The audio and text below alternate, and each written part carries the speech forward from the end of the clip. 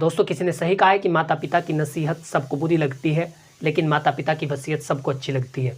आज के समय में बच्चे अपने वरिष्ठ नागरिकों को, जो उनके बुजुर्ग माता पिता होते हैं, उनको शारीरिक समर्थन और आर्थिक समर्थन के अभाव में घर से निकाल देते हैं। क्योंकि जो व्यक्ति बूढ़ा हो गया है, जो व्यक्ति बुजुर्ग हो गया है, वो ना तो कोई शारीरिक श्रम कर सकता है और ना ही आर्थिक रूप से बच्चों की कोई मदद कर सकता है। तो जब वो ऐसा नहीं कर पाते, तो ऐसी कंडीशन के अंदर बच्चों के द्वारा माता पिता को घर से बाहर निकाल दिया जाता है, उनको सड़कों पर भटकने के लिए छोड़ दिया जाता है। वरिष्ठ नागरिकों की संपत्ति को भी हड़प लिया जाता है और उन्हें अपने घर में भी नहीं रखा जाता, उनके साथ दुर्व्यवहार किया जाता है। तो इसमें कुछ गलती वरिष्ठ नागरिकों की भी होती है। उन्हें ये नहीं पता कि जब भी वो अपनी प्रॉपर्टी को ट्रांसफ़र करते हैं तो उन्हें किन सावधानियों को बरतना चाहिए, ताकि उनके बच्चे भविष्य में उनके साथ इस तरीके का दुर्व्यवहार ना करें और उनको सड़कों पर भटकने के लिए ना छोड़ दें। आज की इस वीडियो में हम यही जानने वाले हैं कि जब भी आप अपनी प्रॉपर्टी को ट्रांसफ़र करेंगे तो उसमें किन कंडीशनों को मेंशन करेंगे, ताकि आपको भविष्य में किसी तरीके की मुसीबत का सामना ना करना पड़े। और ऑनरेबल सुप्रीम कोर्ट ने वरिष्ठ नागरिकों को क्या महत्वपूर्ण चेतावनी दी है, वार्निंग दी गई है जो सीनियर सिटीजन है उन सभी व्यक्तियों के लिए। ये जो फैसला है ये सभी सीनियर सिटीजन को बहुत ही महत्वपूर्ण तरीके से प्रभावित करता है। तो जानेंगे आज के इस वीडियो में किस तरीके से सुप्रीम कोर्ट ने अपनी बात कही है और आपको प्रॉपर्टी को ट्रांसफ़र करते समय किन बातों का ध्यान रखना चाहिए, ताकि आपको किसी भी तरीके की मुसीबत में ना पड़ना पड़े। नमस्कार दोस्तों, मैं अश्मित कुमार आप सभी का हमारे यूट्यूब चैनल कानूनी बातें में स्वागत करता हूं। मेरा आपसे अनुरोध है कि यदि आप चैनल पर पहली बार आए हैं तो आज ही यूट्यूब चैनल को सब्सक्राइब कर लें, ताकि इसी प्रकार की लीगल नॉलेज, विधिक जानकारी, कानूनी परामर्श आप तक पहुंच सके। यदि आप किसी भी टॉपिक पर कोई विधिक परामर्श लेना चाहते हैं तो स्क्रीन पर दिए गए मोबाइल नंबर पर कॉन्टैक्ट करें, जल्दी आपको उसका उत्तर दिया जाएगा।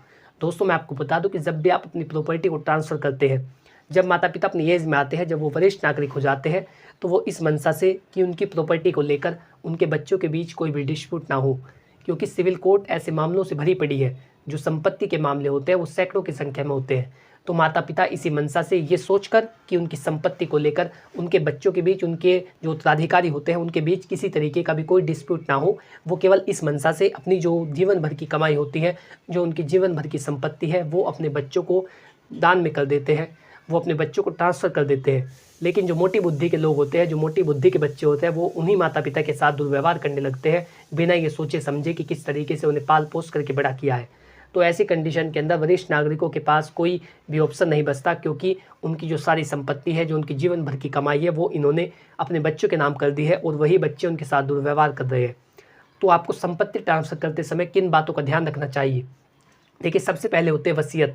आप एक विल लिख सकते हैं। विल इस बात का दस्तावेज़ होता है, विल एक ऐसा दस्तावेज़ होता है, जो वसीयत होती है वो एक ऐसा डॉक्यूमेंट होता है जिसमें आप ये लिखते हैं अपने जीते जी कि आपके मरने के बाद आपकी संपत्ति किस व्यक्ति को दी जाएगी, जो संपत्ति की ओनरशिप है, जो संपत्ति का स्वामित्व है, वो किस व्यक्ति के पास रहेगा, आपकी डेथ के बाद वो संपत्ति किस व्यक्ति को ट्रांसफ़र की जाएगी। जो आप ये अपने जीते जी लिखते हैं उसे कहते हैं वसीयत। तो सबसे बेस्ट होता है कि आप एक वसीयत लिखिए और उस वसीयत को रजिस्टर्ड कराइए। उसमें 2 गवाह ऐसे ढूंढिए जो इस बात को साबित करते हो, जो भविष्य में उनके काम आए, जो आपके बच्चे हैं, और बता सके कि ये जो वसीयत है कि हमारे सामने लिखी गई है। सबसे पहले होते हैं वसीयत करना। आप वसीयत में बता सकते हैं कि आपकी कौन सी संपत्ति किस बच्चे को दी जाएगी और उस संपत्ति में कितना हिस्सा दिया जाएगा। यदि आप वसीयत कर देते हैं तो आपका जो बच्चा है वो आपका ख्याल रखता है, आपकी बेसिक नीड्स को पूरा करता है, आपको मेंटेन करके रखता है। देखिए, ज़्यादातर ऐसा ही होता है, लेकिन यदि आप उसके नाम प्रॉपर्टी को ट्रांसफ़र कर देते हैं तो वो आपका ख्याल रखना बंद कर देता है, उसके हाव भाव बदल जाते हैं। लेकिन यदि आप ट्रांसफ़र ही करना चाहते हैं और आप ऐसा नहीं चाहते कि वसीयत लिखे या बाद में वसीयत को लेकर के कोई विवाद हो, दूसरा बच्चा उसको चैलेंज करे, तो ऐसी कंडीशन के अंदर यदि आप ट्रांसफ़र भी करना चाहते हैं तो ट्रांसफ़र करते समय उनमें कुछ कंडीशनें मेंशन कराइए। उसमें आप ये लिखवाइए कि मेरी संपत्ति मैं इसको इस एवज में दे रहा हूँ, इस उद्देश्य के साथ दे रहा हूँ कि ये मेरा ख्याल रखेगा, मेरी जो बेसिक नीड्स है उनको पूरा करेगा, रहना पीना खाना आवास की सुविधा चिकित्सा सुविधा इन सभी का ख्याल रखेगा, और यदि ये ऐसा नहीं करता तो मैं इससे संपत्ति वापस ले सकता हूँ या ले सकती हूँ। ये कंडीशनें आप ट्रांसफ़र डीड में मेंशन कराइए।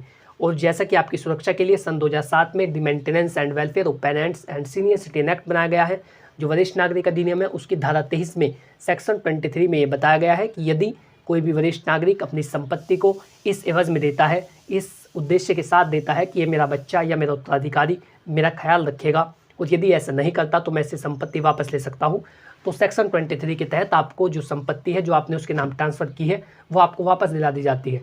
लेकिन यदि आप इन कंडीशनों को मेंशन नहीं करते तो ऑनरेबल सुप्रीम कोर्ट ने अपने लेटेस्ट जजमेंट सुदेश चिकारा वर्सेस रमती देवी में बताया है कि यदि आप इन कंडीशनों को मेंशन नहीं करेंगे तो आपको आपकी संपत्ति वापस नहीं मिलेगी। तो जब भी आप प्रॉपर्टी को ट्रांसफ़र करते हैं तो उनमें इन कंडीशनों को मेंशन कराइए। और यही सुप्रीम कोर्ट ने ऑनरेबल सुप्रीम कोर्ट ने यही आपको वार्निंग दी है, एक चेतावनी दी गई है, या कह सकते हैं कि एक नसीहत दी गई है, आपको एक सलाह दी गई है कि आप जब भी अपनी प्रॉपर्टी को अपने बच्चों को ट्रांसफ़र करते हैं तो उसमें इस कंडीशनों को मेंशन कराइए कि यदि मेरा ख्याल नहीं रखेगा और संपत्ति लेने के बाद ये मुझको मेंटेन नहीं करेगा, मेरी बेसिक नीड्स को पूरा नहीं करेगा, तो मैं इसको दी गई संपत्ति वापस ले सकता हूँ। तभी जाकर के आपको जो सेक्शन 23 है उसका लाभ दिया जाएगा और जो आपकी संपत्ति है वो आपके नाम वापस आ जाती है। फिर आप जो करना चाहे उस संपत्ति का कर सकते हैं। आप चाहे तो उस व्यक्ति को बेदखल कर सकते हैं जो आपके साथ दुर्व्यवहार या मारपीट करता है। आप चाहे तो उस संपत्ति को दान कर सकते हैं। फिर भविष्य में भी वो संपत्ति आपके बच्चों को नहीं मिलेगी जो आपके साथ बुरा बर्ताव करते हैं। आशा करता हूँ कि जानकारी आपको अच्छी लगी होगी और आप लोग समझ पाए होंगे कि जब भी आप अपने बच्चों को प्रॉपर्टी को ट्रांसफ़र करते हैं तो उसमें किस कंडीशनों को मेंशन कराएंगे, तो उसमें किन कंडीशनों को मेंशन कराना अनिवार्य होता है, तब जाकर के आपको सेक्शन 23 का लाभ दिया जाता है। यदि आपका इससे रिलेटेड कोई सवाल हो तो आप कमेंट बॉक्स में लिख करके पूछ सकते हैं, मैं जल्दी उसका उत्तर दूंगा। और इसके साथ ही यदि आपका कोई विधिक परामर्श लेना चाहते हैं यदि आप कोई भी विधिक परामर्श लेना चाहते हैं, कोई आपकी लीगल प्रॉब्लम है, तो स्क्रीन पर दिए गए मोबाइल नंबर पर कॉन्टैक्ट करें, जल्दी आपको उसका भी उत्तर दिया जाएगा। Thanks for watching this video. अपना कीमती समय देने के लिए धन्यवाद।